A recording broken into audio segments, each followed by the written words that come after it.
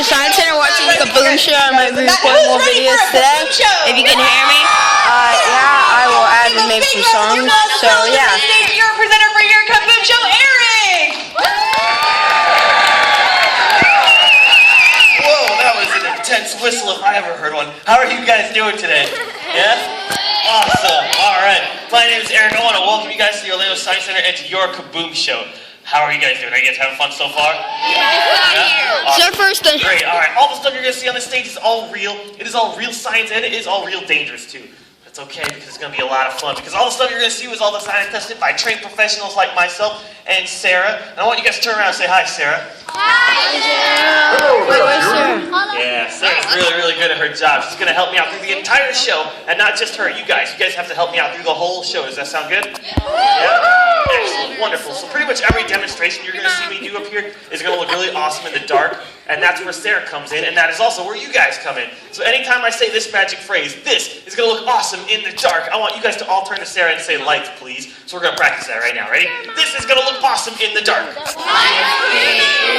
Just like that. LOL. You guys are already trained professionals. Are you guys ready to get started? Yeah. All right, so this show has a lot to do with chemical reactions and the three states of matter. Do you guys know what the three states of matter are? What's the first one? Liquid. What's the second one? Solid. What's the third one? Wow. Gas. That's right. Solid, liquid, and gas. Ooh, I'm sorry. No, really? All right, so solid, liquid, and gas. Those are all the three states of matter. We're going to be talking a lot about those and a lot about change. Now, speaking of change, I have this nice little piece of paper here. If I wanted to physically change this piece of paper, I could write on it. I could crumble it up. I could throw it on the ground. What is it now, guys? Stop Paper. Nope, it's litter. So that. Don't do that. I do litter. Do a whole bunch of things to it. What else could I do to it? Yeah, what could I do to it? Ooh, you were one step ahead of me. What about a physical change? What could I do for a physical change? What could I do? Rip it. What else? I can think about it. What else? I can make it soggy paper, that's right. I can step on it, I can do a whole bunch of things, I can say mean things to it, but at the end of the day, it's still paper, because I can pick it up off the ground, I can uncrumble it, I can take back all the mean things I said about it, and it is still paper. Now, if I wanted to chemically change this piece of paper, what do you guys think I should do to it? Explosion, that's a good one, yeah. Or burn it, yeah, light it on fire. And that is exactly what I'm going to do to it. That is one of the only times you will ever hear that lighting something on fire is a good idea. Are you guys ready? I'm going to light this on fire. Here we go. Oh, God. All right. Nice knowing you. Watch carefully. All right. See, now it is on fire, and you guys might start to see smoke and maybe a little bit of ash. Can I unlight all of that smoke and ash on fire? Nope. Will all that smoke and ash ever be paper again? No. Nope, because that's a chemical change. A chemical change starts out as one thing and turns into a completely different thing altogether. All of that smoke and all of that ash will never ever be this paper again. That's how a chemical change works. Pretty neat, huh? Somewhat. Yeah. All right. Yes, it is, Mr. Eric. Thank you, Sarah. See, Sarah helps me out. All right, that's okay. If you guys aren't impressed by that, that is all right, because it is all uphill from there. It's okay. All the stuff you're going to see today is going to be really cool examples of chemical reactions called combustion. And you're going to know it's combustion because you're going to hear a lot of loud noises or see cool explosions and stuff like that. You guys want to move on to some really cool stuff? Yeah? I thought so. All right, well, we are going to move on to my thermite spheres. These are made of iron, and iron is pretty dense. Each one of these is about 8 pounds, but you guys might notice that one of them is covered in something completely different. What do you guys think it is? Tin foil. Yeah, you guys are right. It's aluminum foil. Now, aluminum foil, very light, very flexible, can be moved around very easily. So if I bring these two together, this heavy iron is going to push around this aluminum foil in a physical change. But what's really cool about that is that when I do bring them together, it's going to produce a chemical reaction called triboluminescence. And it is going to look awesome in the dark. Here we go. Now, if all goes according to plan, you should see some pretty cool stuff. Are you guys ready? Here we go.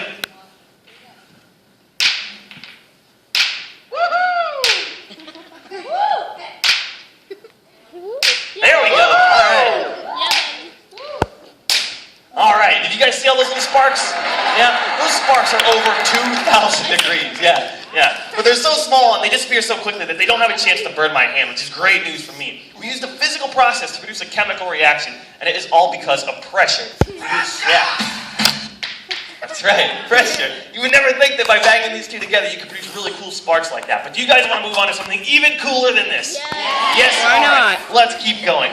All right, what do you guys think this is? Mustard? Yeah, good guess. Well, it's actually not mustard. What's your second guess? Ketchup.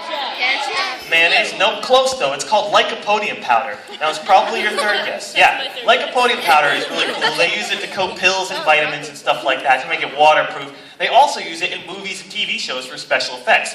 Now, if I had some of this lycopodium sitting on top of this thing that looks lycopodium. Yeah. Alright. Well, alright, so it wasn't that good. We could set it on fire, and it would smolder and fizzle out and be fairly unimpressive because there's not a lot of surface area to it. But if I introduce this stuff into the air as a nice mist, the oxygen will surround all of the particles and make something really cool. Do you guys want to see it? Yeah? Alright, here we go. Now, this is going to be a lot of fun. And when I do this for you guys, I don't want you guys to move. Don't sneeze, don't cough, don't even blink, because it's going to go super fast. You guys ready? This is going to look awesome in the dark. Here we go. All right. Ready? 3, 2, 1. Did you guys see it? Go! No? All right. Let's try it again. I was staring. 3, 2, 1. Woohoo! Pretty cool stuff, huh? That is lycopodium powder. They use it a lot, like I said, in movies and special effects and stuff to make really cool explosions that can be easily contained. This stuff is essentially a fireball that you can carry around with you in your pocket. But we are going to move on to something even cooler than this. Now, we've talked a lot about solids. We are going to move on to some liquids. This is my fire jug, and you guys might even be able to see the liquid inside. Can you guys see it? Yeah? Can you guys see it? Yeah? Well, this liquid we are going to call chemical X. Now, this combustible liquid, or chemical X, is very, very volatile. Everybody go, ooh. Yeah, it's pretty crazy. Volatile essentially means that when I add a flame to it, it's going to look pretty awesome in the dark. Here we go. 3, 2, 1. Whoa, that There it goes. Very cool stuff, huh? Did you guys like that? Yeah? Do you guys want to see it again? Alright, here we go. 3, 2, 1. Okay. 3, 2, 1. 3, 2, 1. Alright, so didn't really work that well that time. Do you guys know why? Did I add anything to the jug? No. Did I take anything out of the jug? Are you sure I didn't take anything out? What did I take out of the jug? Well, there is no gasoline inside here. It actually was something completely different.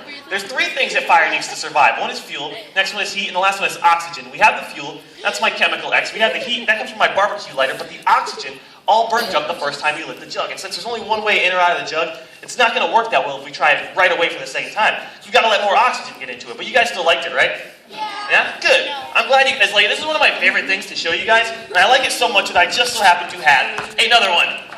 Do you guys want to see it one more time? Yeah? Alright, here we go. This is going to look awesome in the dark. Here we go. 3, 2, 1. KABOOM. Alright. Yep, the flame. Pretty neat, huh? It's a nice slow burn. I want you guys to savor the flavor. Pretty cool, huh? That was a good one. Yeah, that was a good one. The liquid all evaporates because of a lack of pressure, and it turns into that combustible gas that ignites inside a jug. Pretty much means it's really awesome. Do you guys want to move on to something even cooler than that? Yeah? Alright, explosions. Well, you've seen sparks, you've seen fire, but you guys haven't heard any loud noises yet, have you? No, you have not. Well, with a show like KABOOM, I'm sure you guys are expecting to hear a lot of loud noises, right? Yeah, well that is where my carbide cannon comes in. It has one job, and one job only, and that is to make really, really loud noises, and it does its job very well, too. So from here on out, you guys are going to hear a lot of loud noises. If you don't like loud noises, you guys can cover up your ears, you guys can cover up your eyes if you want. You can curl up into a little ball. It's fine with me. But from here on out, you are going to hear a lot of loud noises. Is that okay? Yeah? Excellent. Alright, so let's get started. First thing I'm going to do is add some of this stuff right here called calcium carbide. Calcium carbide was used a long, long time ago, back when miners were mining for copper and tin. They put it on the top of their mining helmet, and they'd use it to light their way back before light bulbs were available.